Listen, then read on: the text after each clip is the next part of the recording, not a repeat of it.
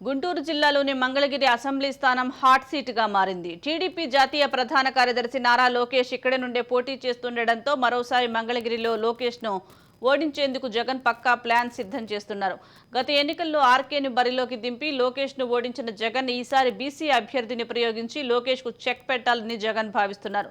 ఇందులో భాగంగానే మంగళగిరి వైసీపీ ఇన్ఛార్జిగా ఆర్కేను తొలగించి టీడీపీ నుండి వచ్చిన గంజి చిరంజీవిని నియమించారు.